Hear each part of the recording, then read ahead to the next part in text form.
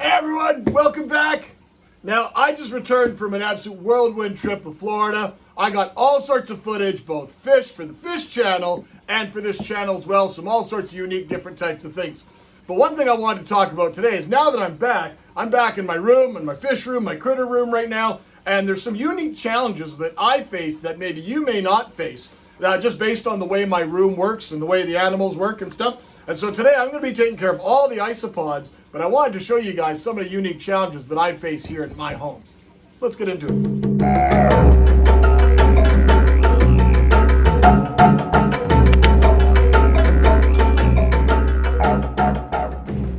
Now you guys know, below my fish tanks is kind of where I have most of my bins of all my isopods. Everything's kind of just haphazardly thrown in there because on the last day before I had to leave, everything was a bit of a rush to make sure I took care of everybody and made sure everybody was good. So I've even started working on some of the guys out here. Now, one of the challenges that I face is I live up in northern Canada. Well, not northern Canada. I live right near the border, but it's cold here. We often go down colder than the surface of Mars. So the reason I tell you that, you guys have seen the pictures, what it looks like outside here. It's absolutely horrible. It's so cold. There's tons of snow, whatever.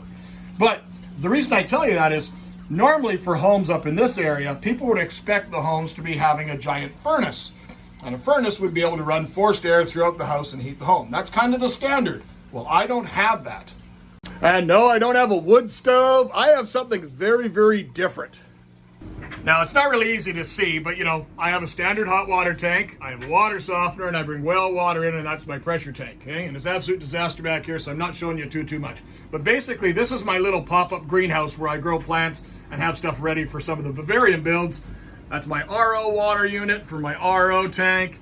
And then this is basically how I heat my home. And this is a radiant heater. So it's about the size, this would be smaller than a standard microwave. It's a little pressure tank, a little pump. And then behind my greenhouse, I have these massive manifolds upstairs and downstairs of all these different valves and all these hoses that run everywhere throughout my house, and they're in the floor. So my upstairs is actually a concrete floor as well as my basement stairs. And they run on a thermostat the same way. So that means my floors are heated. So the challenge that poses is the fact that I have heat rising from the bottom. Normally with a forced air, especially basements are generally cooler for most people, especially people that have basements.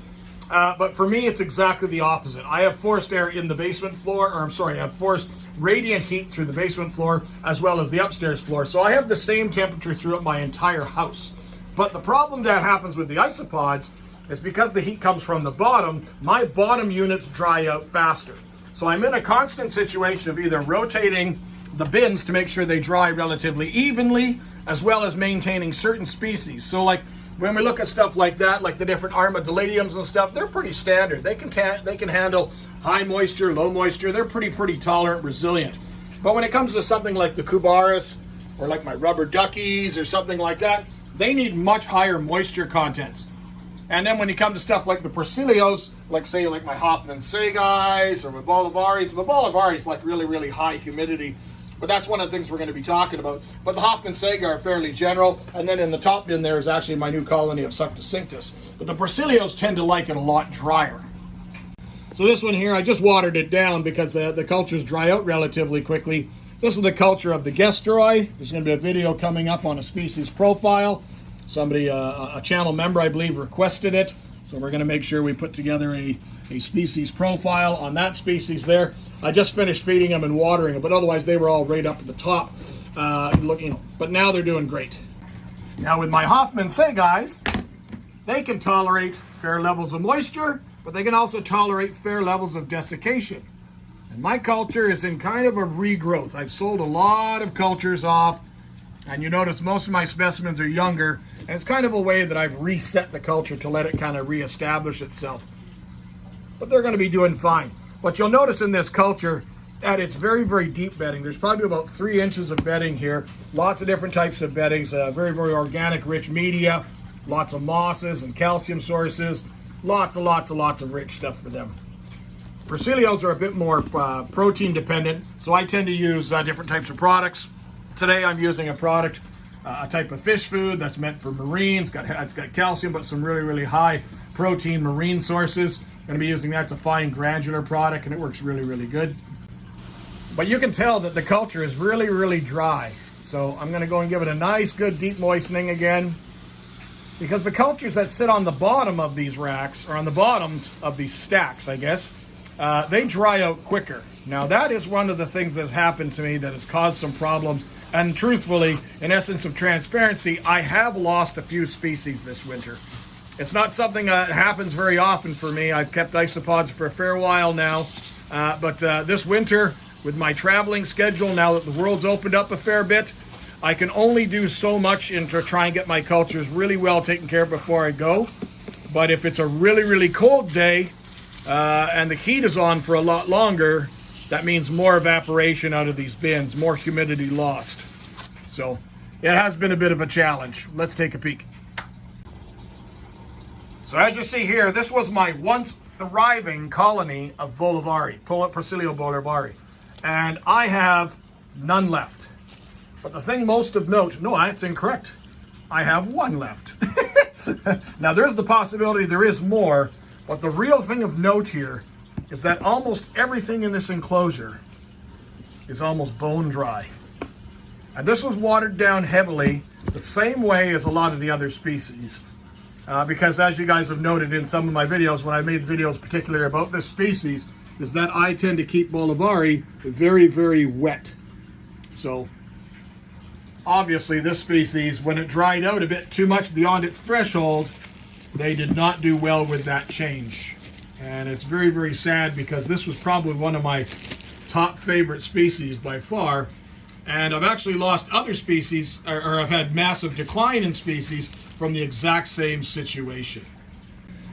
So how I go about watering some of these species is more by, it's by touch and it's by feel. It's not by appearance. What I do is I know the average feel of what the enclosures feel like when they're fairly dry.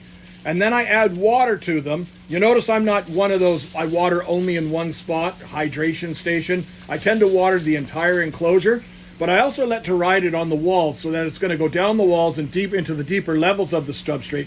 And I use it as a feel. I'm lifting the enclosure up, and once I feel a noticeable change in weight, for me, that's what I'm working with when I deal with this situation. Now, when we hit the summertime and the heater's not on, I don't do that. I have to change the way that I water because then I could overwater species and maybe kill off some more sensitive species that way. It's just a situation that I tend to deal with only in the wintertime. Let's roll some of this beautiful pod footage. Here's the Succinctus.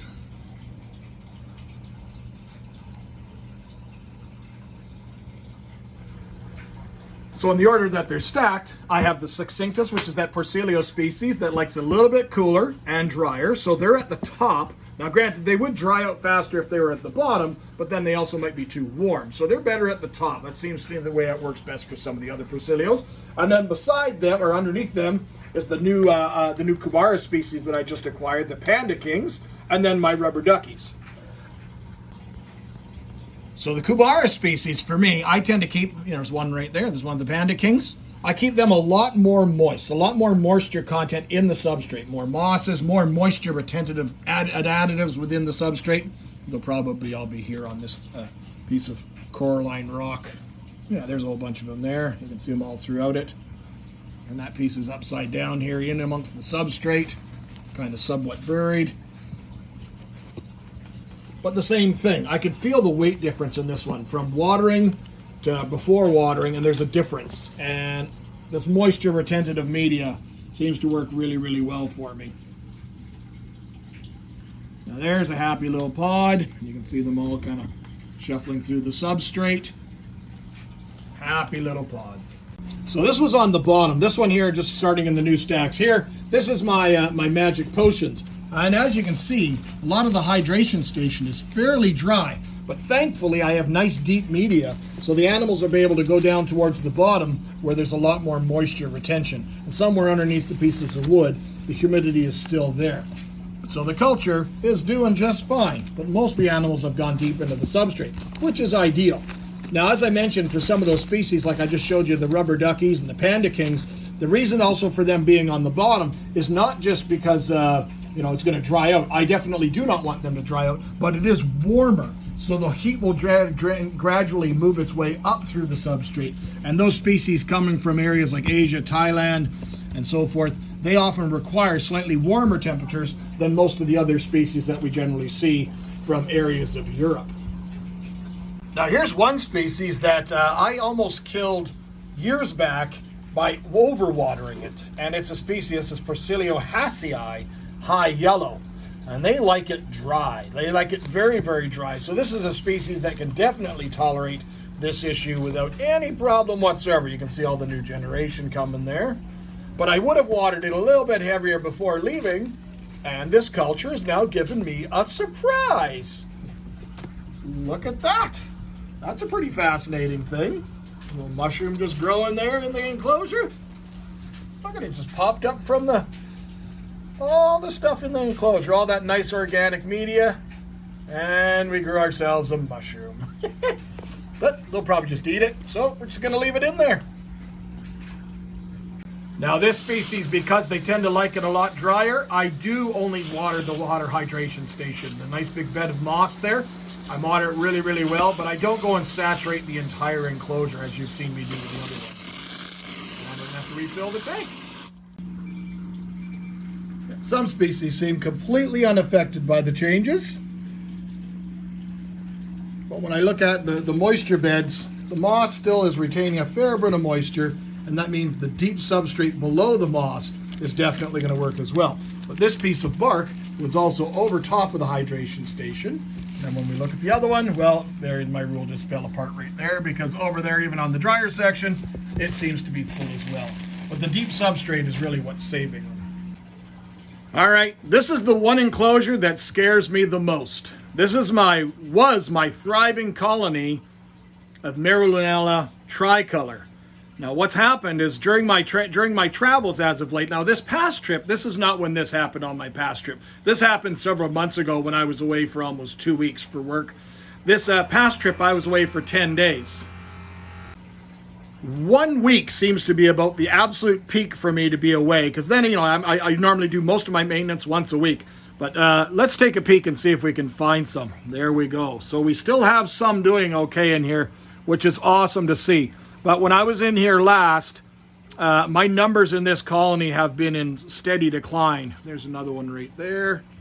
So I am very happy to say that this colony is going to bounce back, because, oh, another one. Oh, it's like winning the lottery today. I was so dreading going and opening up this enclosure and seeing nothing. But very, very thankful to say that we found some. So at least we know they're doing okay. But this enclosure, for me going away for these kind of times, these length of times that I'm going away as of late, I think what we're going to have to do is we're going to have to modify the lid. The whole lid is this wide open screen. And we want to still have ventilation, but I don't want it to dry out as much. So what I'll probably do is I will probably cut little acrylic panels to fit inside, say, 3 of these units or 3.5 of these units, and just leave a little bit of ventilation. The whole front ventilation for cross ventilation still works on these units, but it is nice to see that we still have some in here. Oh, there's 3 or 4 on there right now. So, boy, that makes me feel a lot better. So how I water this one is different. I actually flood it, and I flood it like this species coming from Vietnam would probably experience kind of flash flood, torrential rains that would be very, very sudden. So what I do is I use water out of the fish tanks, and I really kind of flash flood the whole unit. I don't want to put too much water in there that I end up with, you know, say an inch of water on the bottom where it's waterlogged, but adding a pitcher like that to the enclosure gives a good way of watering. We have an escapee again already. But that's a good way of watering, and it's also the way Paisley found one, an escapee, and it's an adult. So the intention of my video today was not necessarily to be an update on this particular enclosure, but I can tell you I am so happy to see that they are doing okay, because it was some scary times there for a while, thinking that I'd lost this incredible species due simply to basically my fault of making sure that they have enough moisture content. maybe that's not something that affects a lot of you guys, but for me, this radiant heat does pose some different challenges that maybe I didn't foresee, but we're adapting to them. As long as we make sure that our animals have got everything that they need. Remember, isopods are crustaceans, so moisture is absolutely critical to their survival. Some species need more than others. So, thank you again, my friends. Till next time, take care.